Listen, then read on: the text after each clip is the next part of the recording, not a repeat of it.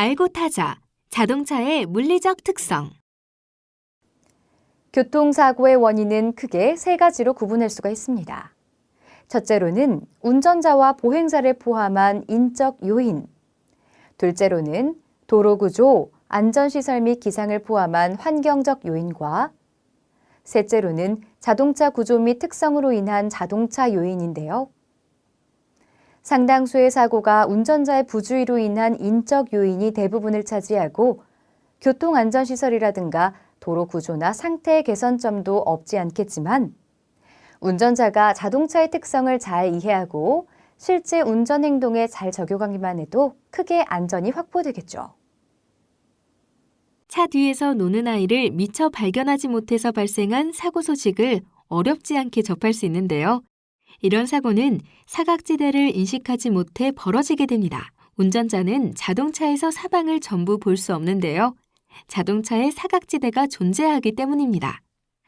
운전자가 운전석에 앉아 룸미러, 사이드미러로 확인했을 때 보이지 않는 곳이 바로 사각지대인데요.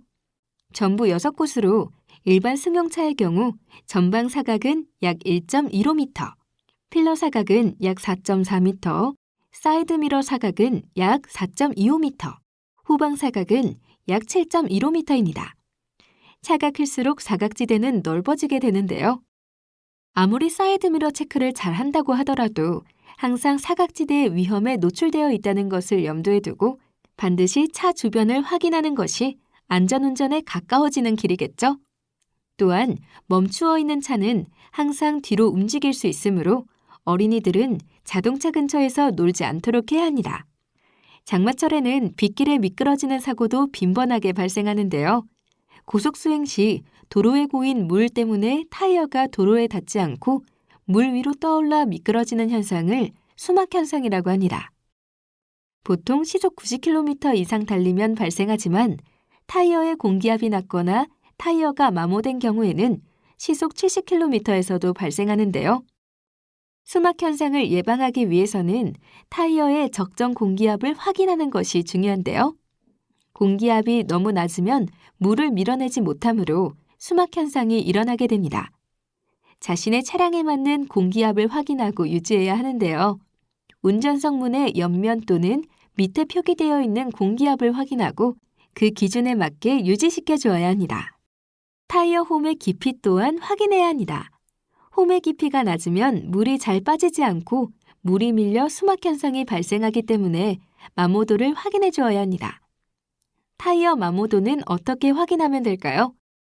장군의 감투를 홈 방향으로 끼워 보았을 때 감투가 안 보이게 되면 마모도가 괜찮은 것이지만 감투가 보이게 되면 타이어를 교체해 주어야 할 때가 된 것입니다. 하지만 이 방법도 타이어의 바깥쪽만 확인할 수 있을 뿐 안쪽까지 체크하려면 주기적으로 정비소에 방문하여 타이어를 전반적으로 살펴보시는 것이 제일 좋겠죠? 고속도로에서 타이어 파열로 대형 교통사고가 발생하는 경우에는 스탠딩 웨이브 현상을 의심해 볼 수 있는데요. 스탠딩 웨이브는 자동차가 고속으로 주행할 때 지면과 접한 부분에서 일어난 타이어의 변형이 다음 시점까지 복원되지 않아 타이어가 마치 파도치는 것처럼 보이는 현상인데요. 스탠딩 웨이브 현상이 발생할 경우 타이어 내부의 공기 온도가 상승하고 고열로 변형이 커져 타이어가 파열되는 치명적인 사고의 원인이 되기도 합니다. 스탠딩 웨이브 현상은 타이어에 표준 공기압을 넣었을 경우 시속 150km 정도에서 발생하고 공기압이 낮을 경우는 시속 70에서 80km 이하의 낮은 속도에서도 쉽게 발생하는데요. 스탠딩 웨이브 현상을 예방하기 위한 가장 중요한 팁은 무리한 고속주행을 하지 않는 것. 속도가 빠를수록 스탠딩 웨이브 현상이 일어날 가능성이 높아지기 때문입니다. 또한 타이어의 공기압이 낮거나 노후된 상태에서 고속주행을 하면 스탠딩 웨이브 현상이 쉽게 나타나기 때문에 수시로 타이어의 공기압 상태를 점검하는 것이 좋은데요. 고속도로를 운전할 때는 일반 도로의 경우보다 타이어 공기압을 5%에서 10% 정도 더 높이는 것이 안전 확보에 좋습니다. 교차로의 끝부분이나 차도와 인도의 경계선에 서 있을 때 회전하는 자동차 바퀴가 보도로까지 올라온 것 본 적 없으신가요? 자동차는 커브길에서의 취약한 면이 있습니다.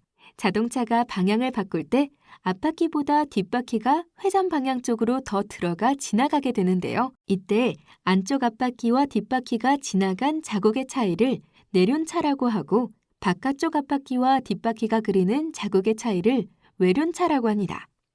큰 차일수록 앞뒤 바퀴 사이의 거리가 길기 때문에 폭도 커지는데요.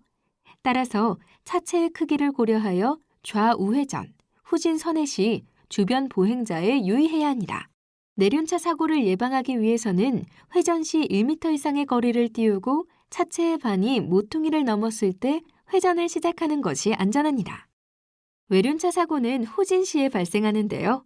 후진 시에 뒤쪽을 주시해야 하지만 외륜차를 고려하여 동시에 앞바퀴도 주의해야 합니다.